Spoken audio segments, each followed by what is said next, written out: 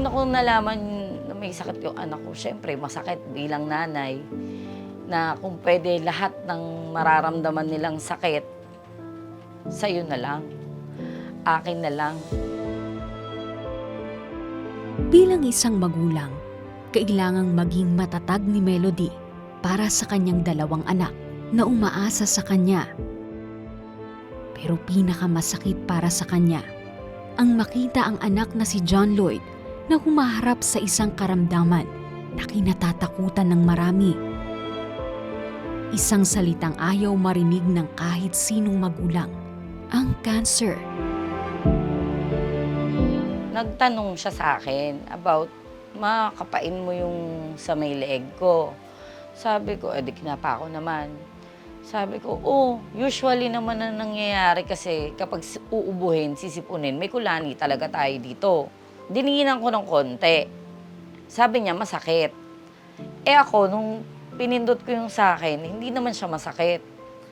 So sabi ko, total naman, magkikita kayo ng papa mo, di sabihin mo, ipa-check up ka kamo. Sabi kong gano'n kasi pupunta siya. Yun lang. Tapos pumunta na siya sa tatay niya. Tapos yun, nagpa-check up na sila. Na-found nila nung nagpa-ultrasound na meron siyang bukol doon sa thyroid na umaharang na doon sa airway. 350,000 po yung kailangan po nila doon. So ako naman, single mom, lalamove driver lang naman po ako. Yung biglaang ganyang sakit, hindi ako handa. Wala akong savings. So, kinausap ko yung sa side ng father. Sabi ko, ilalapit ko ako sa charity. And then pumayag sila. So, napunta kami sa Cardinal Santos sa San Juan City.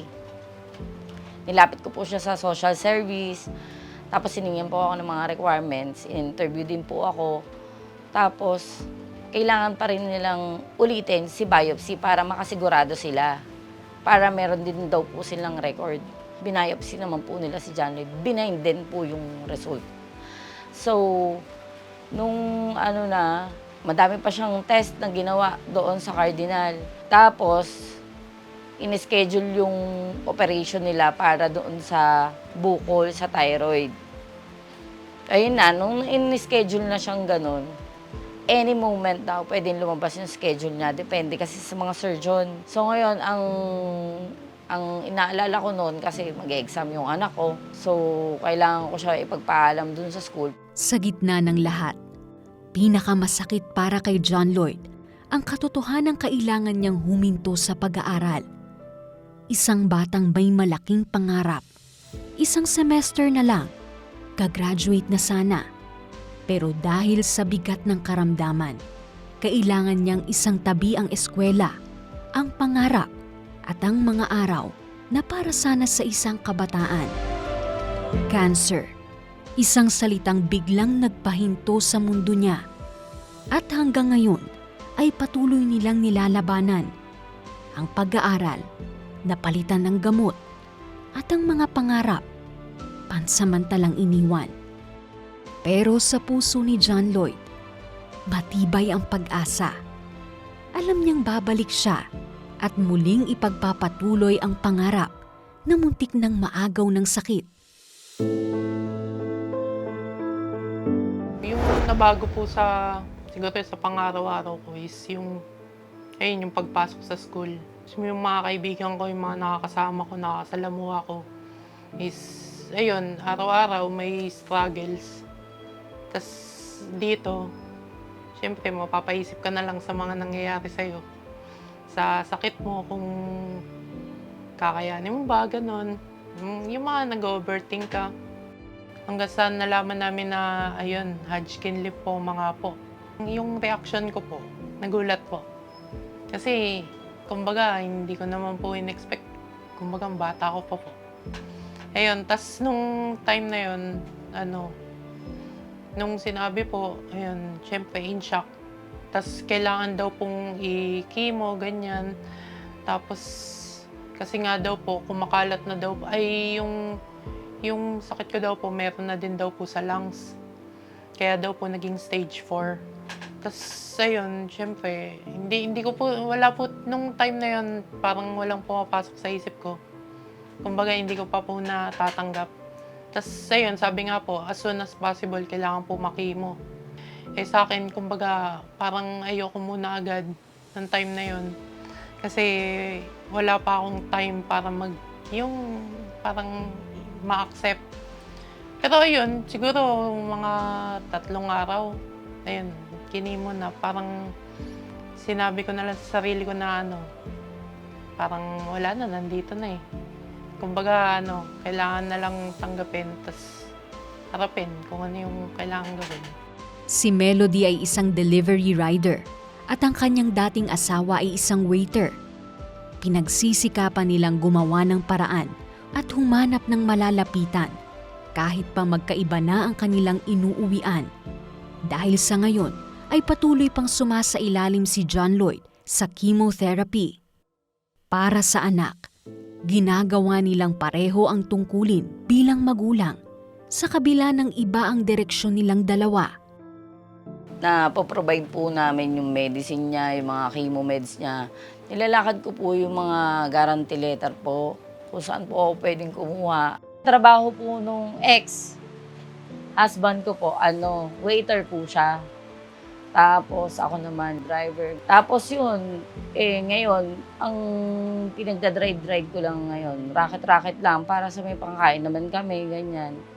Lubos naman ang pasasalamat ni John Lloyd sa kanyang mga magulang dahil sa walang sawang suporta, pag-unawa at pagmamahal na ipinapakita nila sa kanya sa kabila ng lahat ng kanilang pinagdaraanan. Sa magulang ko, gusto ko magpasalamat sa kanila, lalo na sa mother and father ko. Gusto kong hindi kasi ako gaano showy.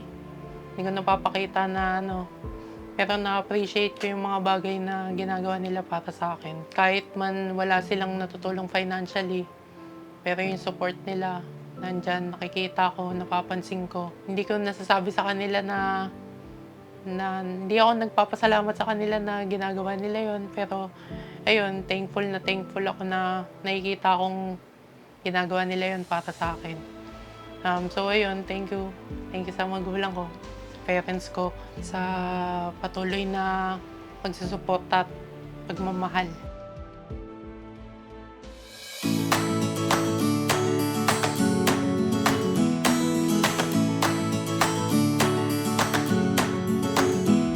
Habang patuloy na lumalaban ang pamilya, dumating ang isang biyayang nagbigay ng panibagong pag-asa.